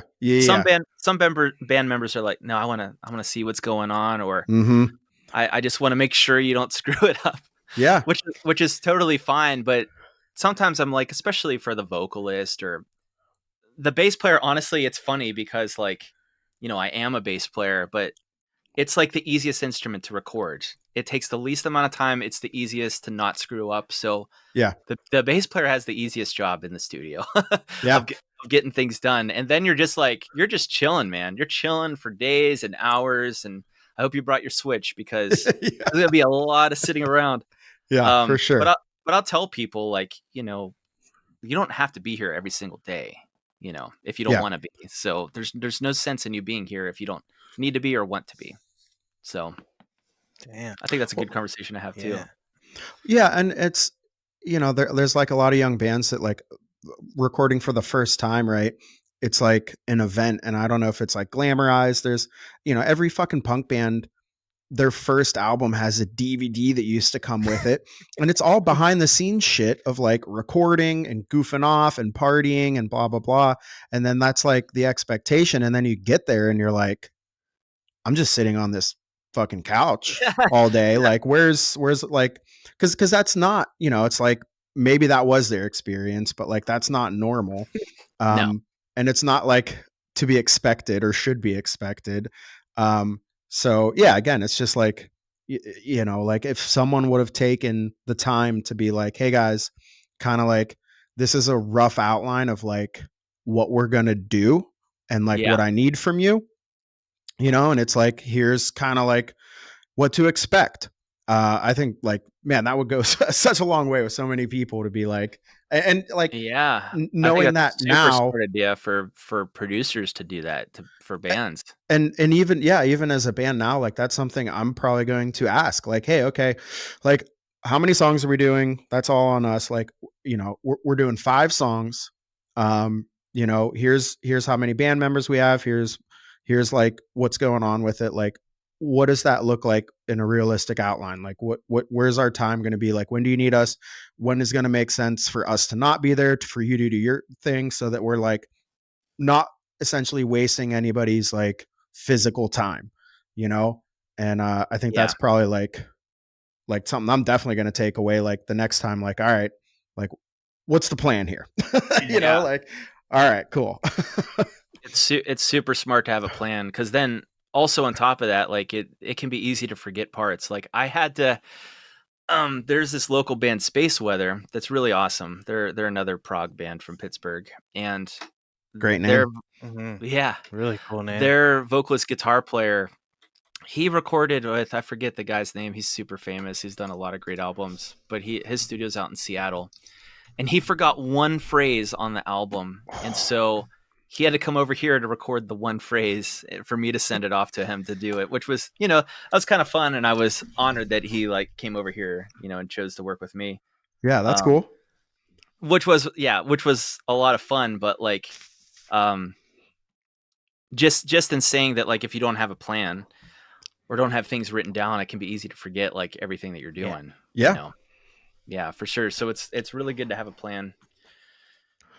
And even like you said, the editing thing, like that prevents so many issues. Like you said, going through the drums before you do the bass, going through the, like, step by step, making sure that like you didn't miss something before all of a sudden, like the drums are torn down and, like the bass is set up and all of a sudden it's like, hey, like I used to play this part this way, but it's not feeling right. Like what's going on with this drum right here? And it's like, for whatever reason, something's messed up and you're like, well, I mean, now it's a couple clicks and you can, fix it, but like my point being is like, if it's something bigger than that or like whatever, it's like, well, that's shit that should be figured out before you move on to the next thing. That like, I'm not going to think of that.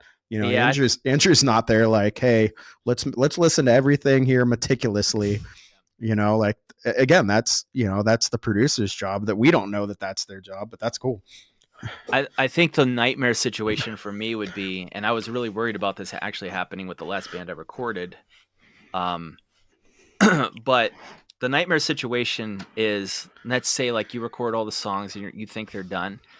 Then the vocalist goes to record and he's like, something feels wrong. There's one less measure in this part than needs to be for the vocals to work, and none of the instrumentalists caught it. Yeah. And I was really worried about that happening because I had no pre-pro vocals for one of the songs.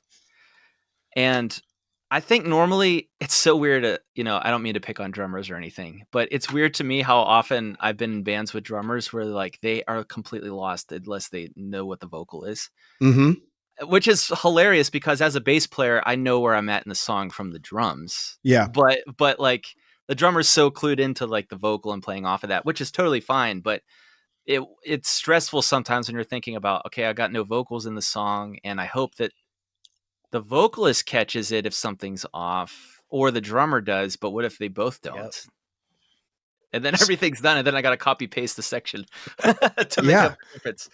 So is that where like, again, is that like good pre-production stuff to have like whatever needs to be done, like a click track, scratch track, like with vocal cues, like all that stuff, do your homework before can like help make that stuff less stressful. So like no one is going to miss shit like that. That's cool.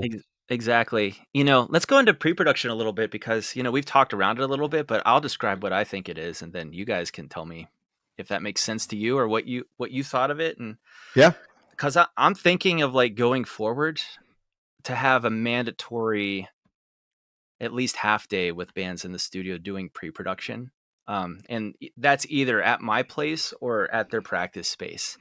And the reason for that is because I could take my mobile rig, or if they're here, then they can just plug into my system. The goal with pre-production is, I would say, twofold. It's to have like really quality demos with scratch tracks of every single main part in the song. Like maybe not every single lead, but like rhythm guitars, bass, drums, vocals. that are recorded in time and recorded separately, so each one can be soloed and isolated if need be, and sound pretty decent.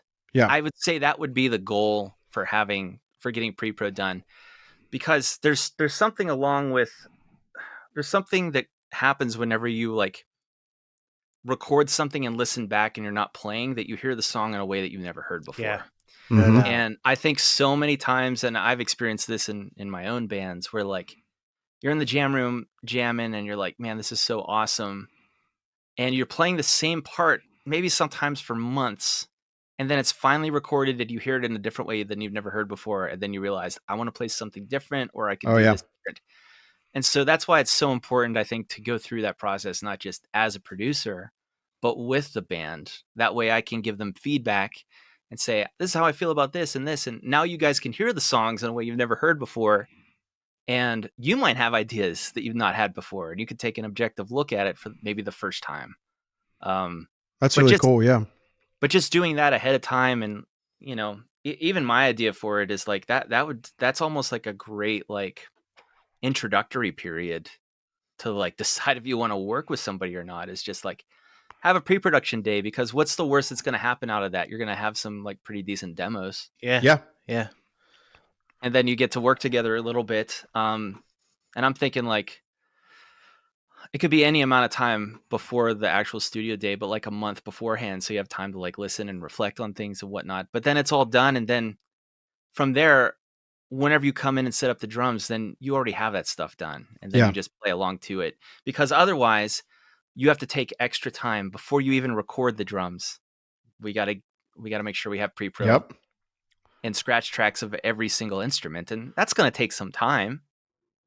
You know, it's going to be faster than recording the final takes, because probably what I would do in that situation is I would just have somebody play through the song, and then I would go through probably by ear and just cut at the start of the beat where each guitar part's playing and quantize it to the grid to make sure it's in time. Yeah. And yeah, it's going to sound really weird, and there's going to be some like weird like pops and clicks, but at least it'll be in time so the drummer can play in time. You know, that would be the quick and dirty way of doing it. But I would say that like that's what I would do. But I feel like it's a good goal for somebody in the band to learn how to do that, and just be like, go to your producer and be like, hey, this is already done. Check them out. This is our demos. Yeah. That's really what I was getting at this time around, to be honest with you, is I was like, okay, these are like, basically I was just like, okay, these are my demos of the initial idea, put together the best that I can put them together. Yeah. Like, what do you guys think? What would you add? That kind of thing. Yeah. That's great. Yeah, dude, it's wild. I've never been in a band like this, but I mean, he sends me like full songs. Yeah. And like, you know, it's so wild today that like you're doing it on your iPad, and I get this thing that I'm like, this is better than like my first band's like paid professional recording, you know? And it's like, and he'll send me 2 tracks, like, here's like with whatever, just some bass I put in it. And here's like a blank slate. I took the bass out, and I can just loop that. And, you know, if I want to add shit to it, send it back to him, whatever. Or just like, I mean, like we're doing pre-production for band practice, essentially, you know, like I'm listening to this shit like, all right, because, you know, it's always going to be better the more time you have with something. So yeah, that makes total sense. Yeah. The other benefit of it too, this has happened to me so many times where, and it's mostly in those situations where the bands are just playing it in their practice room. Okay, the song's together, or even sometimes playing it out live. Let's take it into the studio. And I listen to the bass player get up there. Sorry to pick on bass players, dude, but the bass player gets up, plays his part, and I'm like, that's not in the key, or that's not what the guitars are doing. Yeah. And nobody heard it. Nobody heard it because it was in a loud practice room, and he couldn't tell the difference between what was happening. So that's another reason to put things down and solo them, because then you can, or have them separated so they can be soloed out, because then you could be like, something sounds weird in here. And then you listen, and you're like, oh, that's a completely different riff. Yeah. Yeah, totally. Hell yeah. So, well, man, we've gone into a lot of recording talk. I think Yeah, before sorry. I mean, no, it's kind of my life no, now. it's great. I love it. I know That's that's awesome, your man. life. It's awesome, but knowing that you are a player and you're a gear person, Yeah. I definitely want to know your like Yes. dream rig, your desert island. I guess maybe not desert island, just like your dream rig. Well, okay, Man, I should we put a feel money like cap on it, or just like No. every Here's dream so rig, right? yeah, dude. The story of like what's his name, Chris, the guitar player for Foo Fighters, shows up, Yeah, and Dave Grohl's like, "How many guitars do you have?" And he's like, "I kind of just one." And he's like, "Let's go get you some shit." And they just like Dave Grohl's credit card, yeah, anything you want. Like let's just go. Like fuck yeah, man. yeah. What do you Ben, want? you Like got the gig for Foo I love it. Fighters. Dave Grohl says, "Ben, I'm taking you down to Yep. Guitar Center, little buddy. What are Yeah. you getting?" Yeah. Well, I'll add some things to it, but I think in some ways, like I already have my dream Yep. rig. I'm Sick. so happy with how it sounds. Like, and I did get lucky in the sense that I play Music Man Stingrays. I have for the longest time, or at least that style of bass. And I just love the way how it felt in my hands. And I also got lucky with it sounds pretty much the way I want it to sound as well. But the combination of that through Dark Glass B7K and my Mesa, I got an M9 carbine, which is a tubed head that they don't even make anymore, and I'm never getting rid of it. I didn't even know Mesa made bass amps, honestly, until I saw this one, and it just has the perfect gritty gain. It's the tubed gain, I guess. Yeah. To add to like a Stingray to just make it work in hard rock. It sounds perfect for hard rock stuff. I'll add the only thing that I added to that I think is like really helpful as a bass player is also they don't make them anymore, which I don't understand why because it's awesome. But I have the Dark Glass Super Symmetry compressor pedal. I love that sucker because for one thing, I love having a compressor as the first pedal in the chain to kind of help even out the tone. And then that goes into the distortion. That way you get a more consistent level coming out. Yep. Because otherwise, if I pluck really hard, because I play fingerstyle, if I pluck really hard, it's going to hit the pedal with more gain. So it's going to be more distorted. And if I play really soft, it's going to be less distorted, less signal going through. Finger dynamics. The compressor helps the... Yeah. So as a bass player, like you don't need that as much as guitar because it's got so much distortion on it already. It's already really compressed. But as a bass player, I think it's helpful, especially for the pops and slap stuff I do because I don't want that to jump out in a bad way. Right.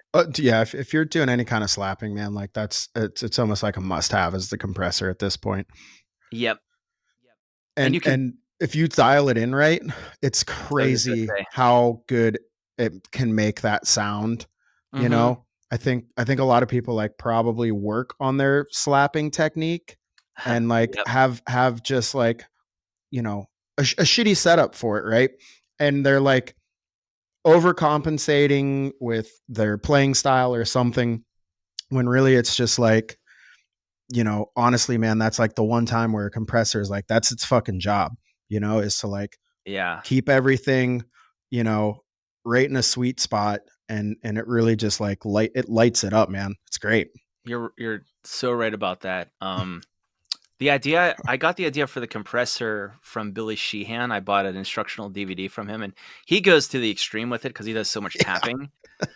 But his tapping is the same volume as the rest of his playing. Yeah. But that's because of his setup and how much he does. He doesn't want the volume to drop off. Yeah. Yeah. And I was like, that's freaking crazy. But that's exactly the reason.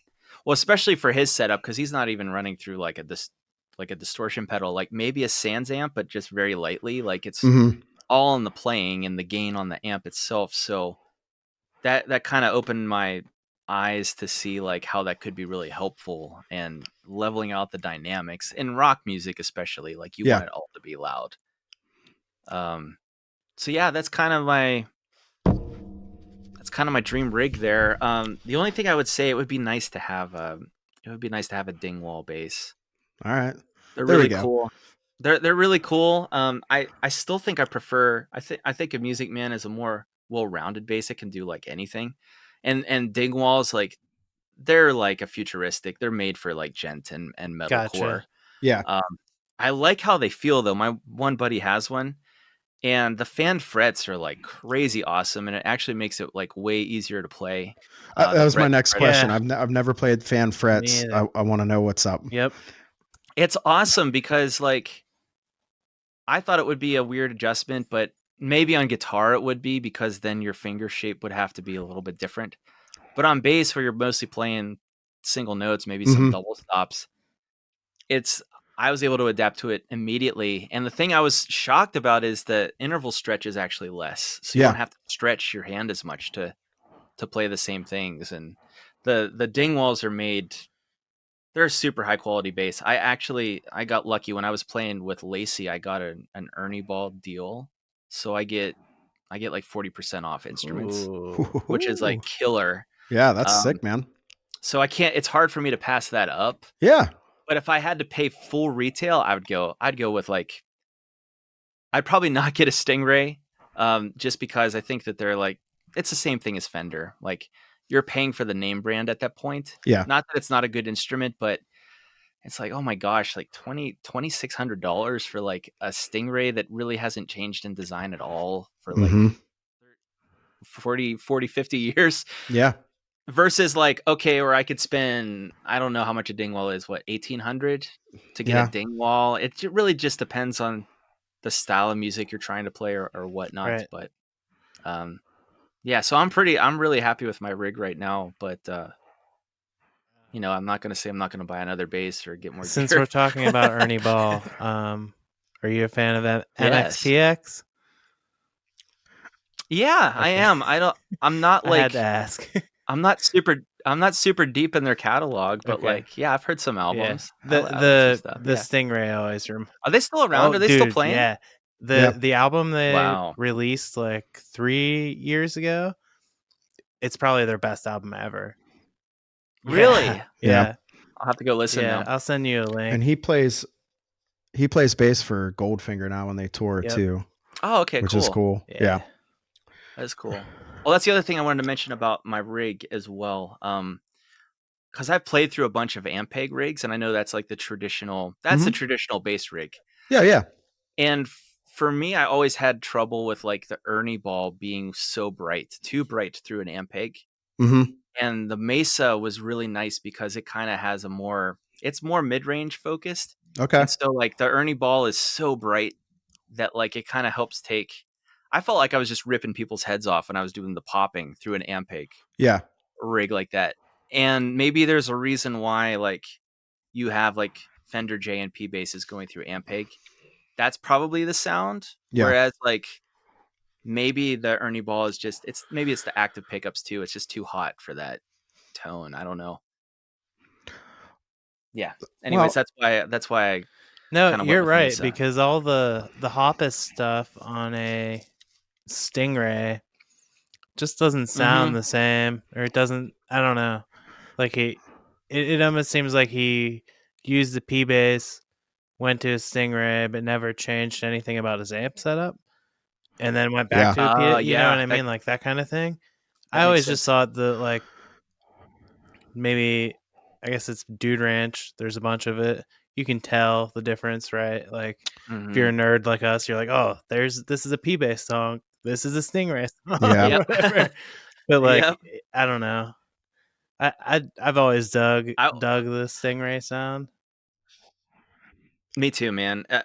Now that you mention that, my mind immediately goes to the producer. Like, was Blink-182 such a big band that Mark Hoppus is just like, I'm playing the music, man. I don't care what you want. It's on this song, and the producer's like, pay me $100,000. So I don't know what kind of money they had back in Dude Ranch era, but like by Enema of the State, he was playing all P basses or the Hoppus bass or whatever. So like all the stuff that everybody knows, the Jerry Finn, Blink-182, like that's P bass, buddy. Well, you got to think too, like wherever they recorded that at, like they didn't have P bass laying around for him to grab. Right. You know, like in your defense, like couldn't the producer have been like, listen, man, why don't you just try this? Yeah. You know, Yeah, just could've, try yeah. it with this. See what I guess, happens, you know? I know this is like in the pop punk weeds, but freaking MXPX is like a rarity to have that like Ernie Ball sound. Like, I don't know.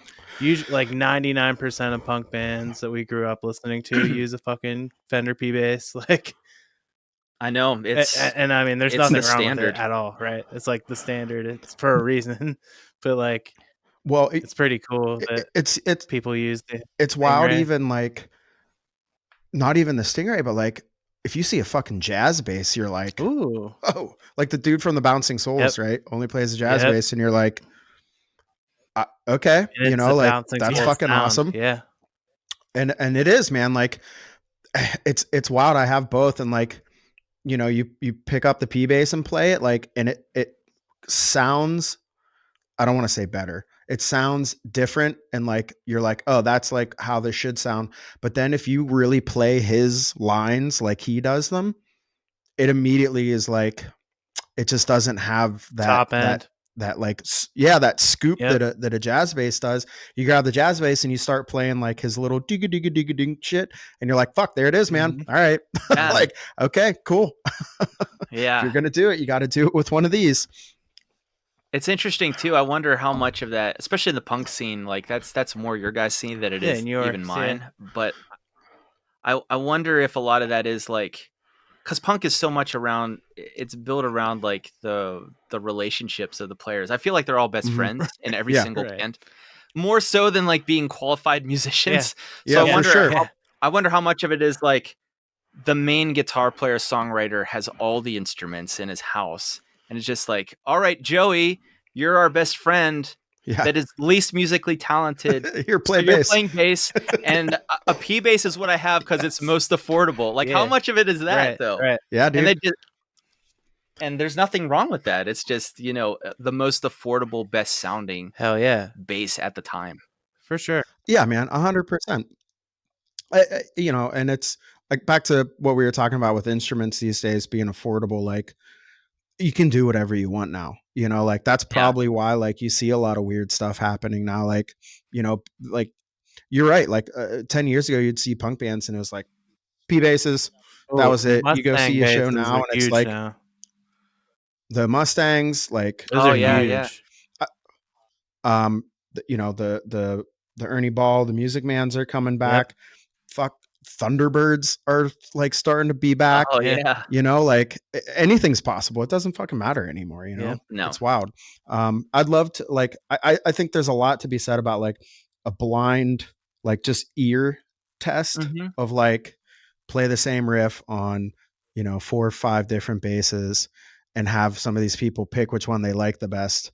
And I think a lot of people would be surprised at what like their ear is drawn to versus what they are drawn to based off of whatever preconceived notions of the music. Another thing you have to keep in mind too, I think, is that we're all so influenced by all the music that's come before. It's developed your ear to the point where like per genre, you're like, the bass should sound like this. Right. Yes. Even if you could say to like aliens who've never heard Earth music before, pick the best bass tone, pick the tone that's most like that you like the most. Yeah. They might pick something completely different and say this is objectively the best bass tone, and everybody on the internet would hate them. And you know, guess what? It's a Hofner. They'd rake them over the coals. Just because they're like, it's me. Well, every punk. Paul was right all along. Because every punk album ever has been recorded with a P bass, so you're just expecting it to sound that way. So it almost has to sound that way in the future. Yeah, for sure, man. An interesting thing too. Oh, dude, it's been fun, man. Man, a lot of fun. I don't want to take up your whole damn night here. This has been great. Thank you for coming on. Thank you, great, man. Absolutely.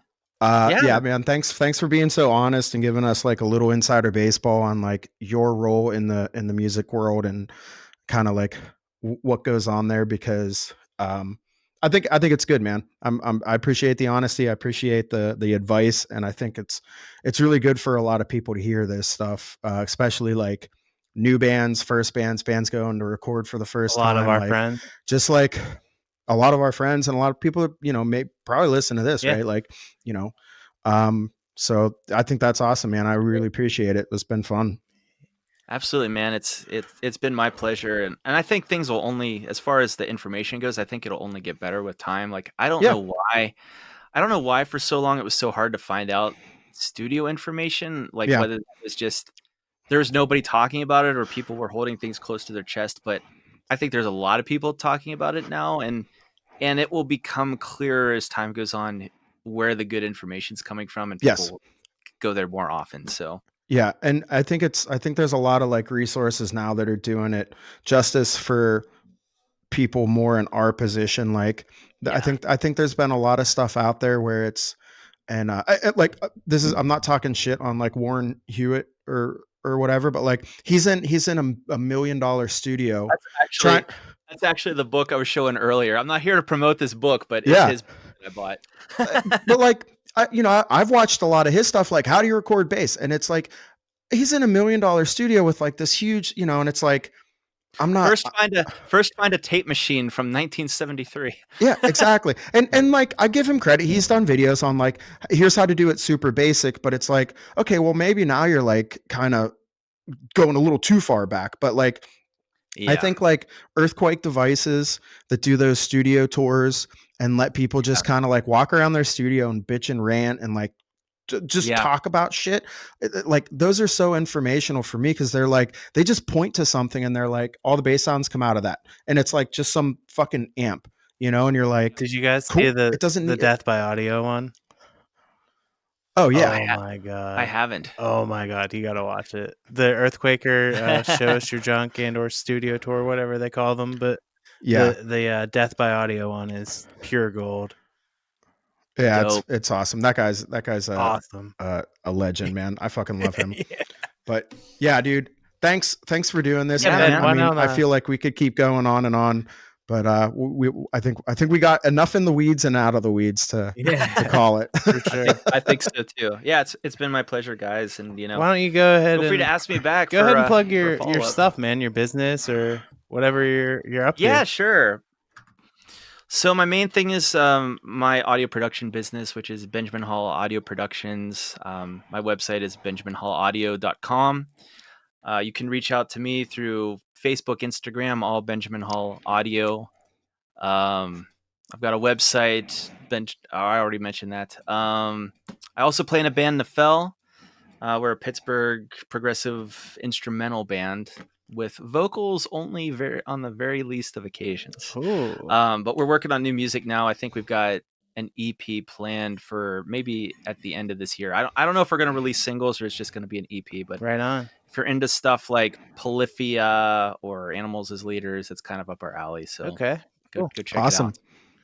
Yeah, and we'll link all this stuff in the notes. Oh, so sweet. You guys can click on it instead of having to write things down. We'll make it easy for you. And yeah, man, we've been Foremost, and yeah, thanks for listening in, guys. Yeah, thanks for coming, Ben. Awesome. Thanks. Peace, man. Thank you, guys. Nice, guys.